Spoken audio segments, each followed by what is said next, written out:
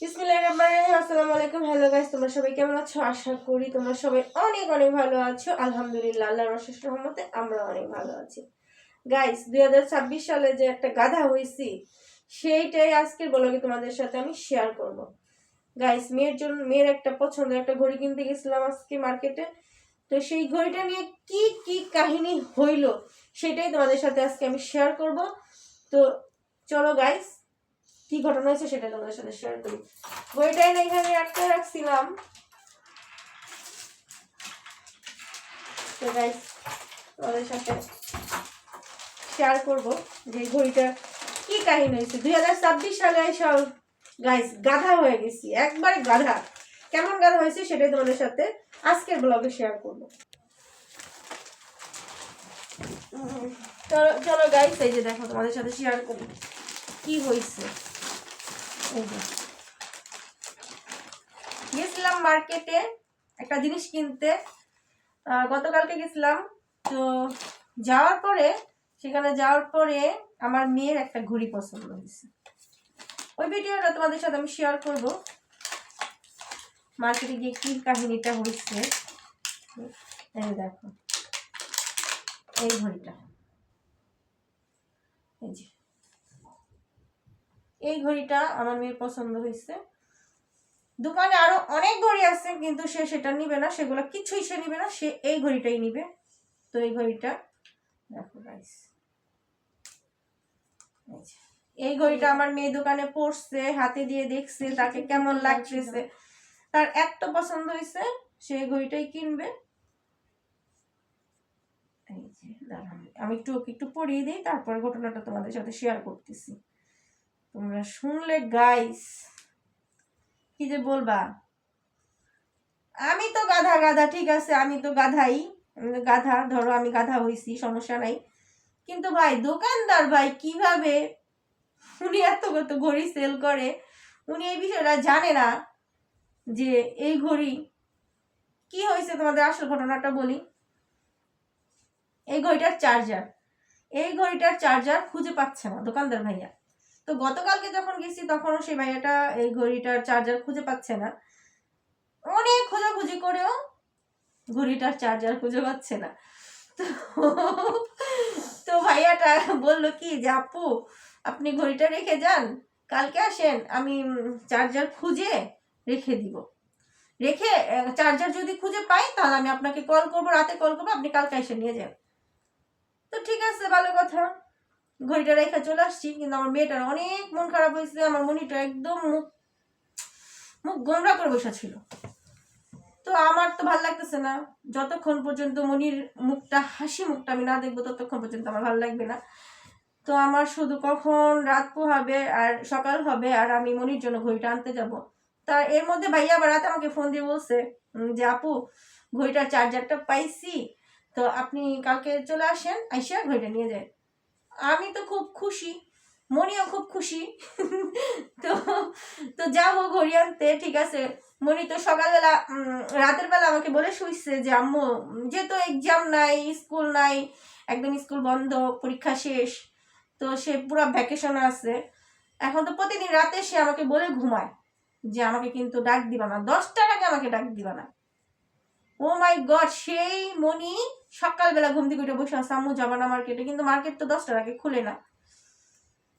তো মনিকে বুঝিয়ে শুনিয়ে বললাম যে ঠিক আছে আম্মু, আমরা 10টার সময় যাব। তো মনি বললো যে ওকে ঠিক আছে।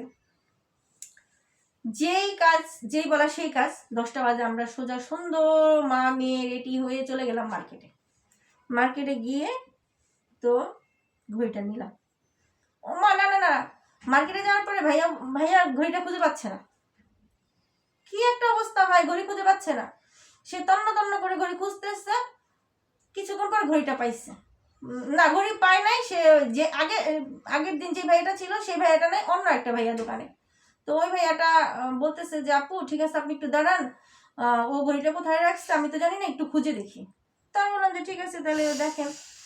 তো উনি ওনারে কল দিয়ে জিজ্ঞেস করতেছে যে ঘড়িটা কোথায় রাখছে। তারপর উনি বললো যে দোকানে আছে, খুঁজে দেখো। তো ভাইয়াটা খুঁজতে খুঁজতে ঘড়িটা পাওয়া গেছে। ভাই কপালটা এতই খারাপ, আজকেও চার্জার খুঁজে পাইতেছে না। তো চার্জার খুঁজে পেতেছে না। ভাইয়ারা তন্ন তন্ন করে পুরাটা দোকান খুঁজে ফেলছে, চার্জার নাই, চার্জার নাই, চার্জার নাই। আমার মনিটার মনটা আবার খারাপ হয়ে গেছে। তো আমার আমার একটু রাগ হয়েছে যে ভাইয়া আপনি বললেন আমাকে কালকে কল করে যে আপনি চার্জার পেয়ে গেছেন, আপনি চলে আসেন ঘড়িটা নিতে। তো আমরা তো সেটা মনে করেই তো গেছি যে চার্জার তো পেয়ে গেছে। আমি আবার ভাইয়াকে রাতে বলে দিছি যে ভাইয়া আপনি ঘড়িটা একদম সম্পূর্ণ চার্জ দিয়ে একদম টাইম ওকে করে রাখবেন। তো ভাই বলছে আচ্ছা আচ্ছা আচ্ছা আপু ঠিক আছে ঠিক আছে, সব কিছু ওকে করে রেখে দিব, আপনি কালকে চলে আসেন। ওমা, সে আজকেও সেম কাজ, ঘড়িটা পাইছে, ঘড়িটা চার্জার পায়নি। তা আমার মনে তো ঘড়ি এটা আনবে আনবে নাসর বান্দা, তার তো এই একই কথা। 100টা ঘড়ি, অনেক ঘড়ি ছিল দোকানে, 100টা ঘড়ি দেখালাম, সে কোনো ঘড়ি নেবে না, সে এই ঘড়িটাই নেবে। ভাই রে ভাই, এটার নাই চার্জার, এটার নাই কিছু। এখন আমি তো জানি না যে এটার ভিতরে এটা ঠিকঠাক আছে কিনা, নষ্ট না কি আল্লাহ জানে। তো সে এই ঘড়িটাই আনবে। তো আমি ভাইয়াকে বললাম যে ঠিক আছে ভাই, এটা কি চার্জার কি অন্য কোথাও খুঁজে মানে কিনতে পাওয়া যাবে? তো ভাইয়া বললো যে হ্যাঁ আপু, পাশের মার্কেটে গেলেই আপনি এটা চার্জার কিনতে পারবেন।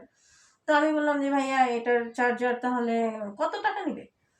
তো ভাইয়া বললো যে 150 থেকে 200 টাকা নিবে। 200 টাকা না নিতে পারে, 150 টাকা নিবে। তাই আমি বললাম যে ঠিক আছে ভাইয়া, তাহলে ঘড়িটার দাম যত আছে সেখান থেকে আপনি 150 টাকা মাইনাস করে দেন, নয়তো 200 টাকা মাইনাস করে দেন, তারপরে আমি ঘড়িটা নিয়ে যাবো, কারণ আমি একটা চার্জার কিনবো। তো যাই হোক, তো ভাইয়া বলতেছে না আপু আমার লস হয়ে যাবে। আমি লস হয়ে যাবে মানে কি, আপনি তো আমাকে ঘড়িটা তো চার্জার ছাড়া দিতেন না, চার্জার তো দিতেন। তো যাই হোক, তো ভাইয়াটাকে বললাম যে আচ্ছা ভাইয়া, এটার ভিতরে যদি নষ্ট থাকে তাহলে কিন্তু আপনাকে আমি ঘড়িটা ব্যাক দিব, কারণ আমি যদি চার্জার কিনতে পারি তাহলে আমি যখন ঘড়িটা চেক দিব যদি ভালো থাকে তাহলে তো ফাইন, ওকে, আর কোনো ব্যাপার নেই, নিয়ে নিব। আর যদি চার্জার কেনার পরে যদি দেখি ভিতরে নষ্ট, তাহলে আমি ঘড়িটা আপনাকে ফেরত দিব, আপনি আমার টাকা ব্যাক করে দিবেন। তো ভাইয়া বললো যে আচ্ছা ঠিক আছে, আপনি ইচ্ছা করলে টাকাও ব্যাক নিতে পারবেন, আবার ইচ্ছা করলে আপনি অন্য কিছু নিতে পারবেন, সেটা আপনার ইচ্ছা। তো যাই হোক, এই কন্ডিশনে আমি ঘড়িটা নিয়ে আসছি। নিয়ে আসার পরে পাশের মার্কেটে গেছি চার্জার কিনতে। ভাই রে ভাই, আমি যে গাধার গাধা, আমি তো গাধা ঠিক আছে, মানি আমি গাধা, কারণ আমার তো ভাই, আমি তো আর বিজনেস করি না, ঘড়ির বিজনেস করি না, আমি তো আর ঘড়ি সম্পর্কে আমার আইডিয়া নাই। কিন্তু ভাই দোকানদার ভাই তো বিজনেস করে, তার তো এতটুকু আইডিয়া থাকা দরকার যে এই ঘড়িটা কি রকম, কি আশায়, কি বিষয়। সে চার্জার খুঁজতেছে আজকে 2 দিন পর্যন্ত, আমাকে ঘুরাইতেছে। আমি 2 দিনই যাই ঘুরে আসলাম, তারপর আজকে ঘড়ি নিয়ে আসলাম। তো কি হইলো, মানে পাশের মার্কেটে যাওয়ার পরে সে আমাকে বললো পাশের মার্কেটে 3 তলায় গেলে আপনি চার্জার পাবেন, লিফটের 3-এ। তো আমি পাশের মার্কেটে গিয়ে লিফটের কাছে দাঁড়ায় আছি, লিফট আসার জন্য ওয়েট করতেছি। তো সাইডে আরেকটা দোকান আছে, ঘড়ির দোকান। তো আমি সেই ভাইয়াকে ঘড়িটা দিয়ে বলতেছি যে ভাইয়া একটু দেখেন তো এটা চার্জার আছে কিনা আপনার কাছে। তো ভাইয়া বলতেছে না না না, এটা তো চার্জার নাই। তো আমি বলতেছি ভাই একটু দেখেন, একটু ভালো করে খুঁজে দেখেন আছে কিনা।